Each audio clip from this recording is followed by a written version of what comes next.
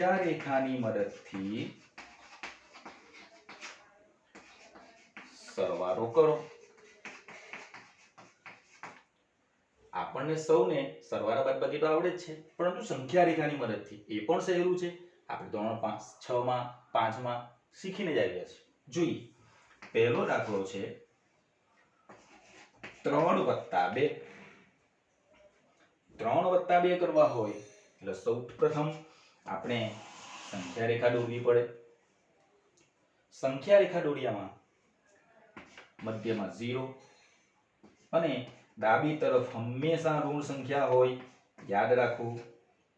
ત્યાર પછી આપણે જમણી તરફ ધન સંખ્યાઓ 1 2 3 4 5 અને 6. અહીંયા એક વસ્તુ યાદ રાખવાની કે જ્યારે ધન સંખ્યા ઉમેરવાની હોય ત્યારે હંમેશા જમણી તરફ જવાનું. હંમેશા ધન પૂર્ણાંક ઉમેરવા જમણી તરફ ખસવું.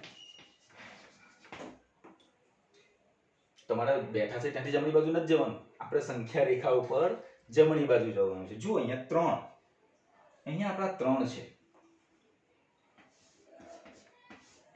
આ આપણું ઉદ્ગમ બિંદુ અને ત્યાંથી 2 ડગલા કઈ બાજુ? જમણી બાજુ, 1 અને 2. આ આપણું અંતિમ બિંદુ. તો ક્યાં આવ્યા? 5 ઉપર, અને તેથી આનો જવાબ હશે 5. સ્ટેશન આપણું ફિક્સ હોય, ત્યાંથી આપણે જવાનું, નક્કી કરવાનું કે જમણી બાજુ કે ડાબી બાજુ. તો હંમેશા કઈ બાજુ જવાનું છે? ધન પૂર્ણાંક ઉમેરવા માટે જમણી બાજુ. યાદ આવી ગયું બધાને? હવે બીજો એક દાખલો.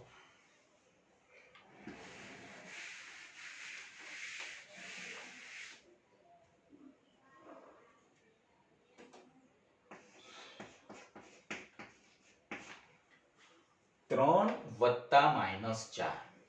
હવે ઋણ સંખ્યા ઉમેરવાની છે.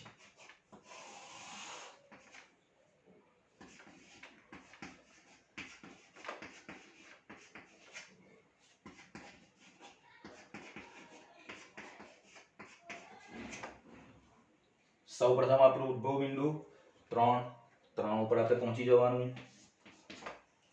હવે એક વસ્તુ યાદ રાખવાની કે ઋણ મૂળાંક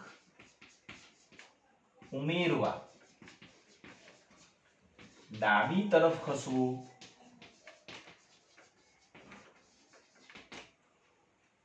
એટલે આપણે ધનમાં જમણી બાજુ, ઋણમાં ડાબી બાજુ. તો કેટલા પગલા આપણે ખસવાનું છે ડાબી બાજુ? 4.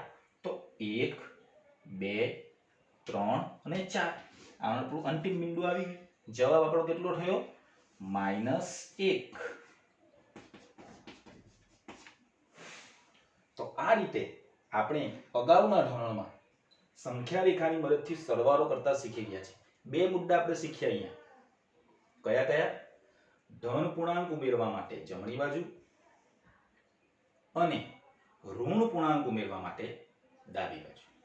આ વસ્તુ ખાસ તમારે ધ્યાનમાં લેવાની છે. હવે બાદબાકી.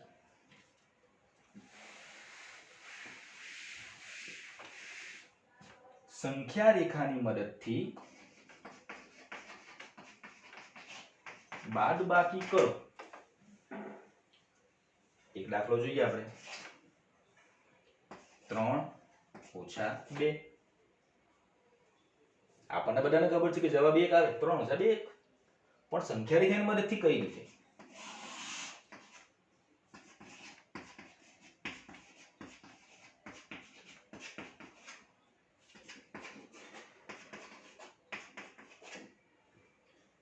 સૌપ્રથમ આપણે આપણા ઉદ્ભવ બિંદુ 3 ઉપર પહોંચી જવાનું છે.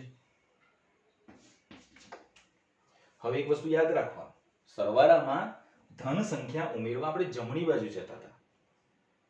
બાદબાકીમાં આપણે કઈ બાજુ ખસવાનું છે? ડાબી બાજુ. એટલે ધન પૂર્ણાંક બાદ કરવા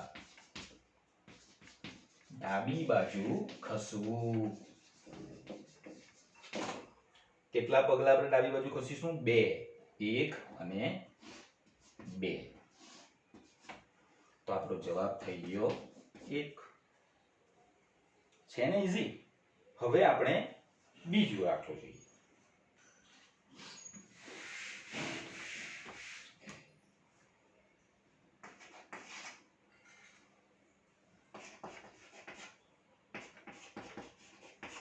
-2 ઓછા -1.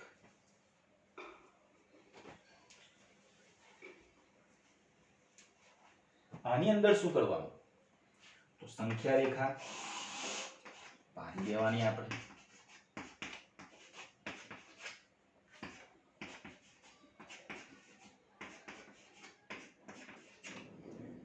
અહીંયા એક વસ્તુ તમારે ધ્યાન રાખવાની છે કે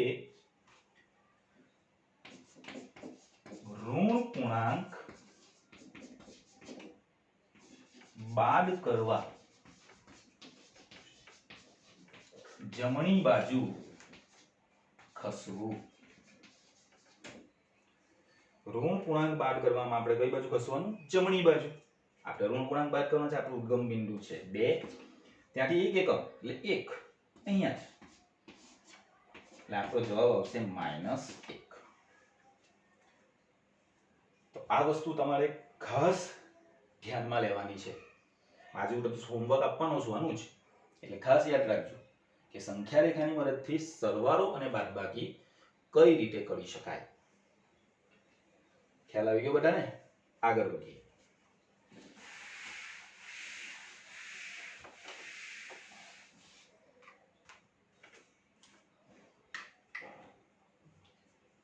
અને આજનો છેલ્લો મુદ્દો વિરોધી સંખ્યા.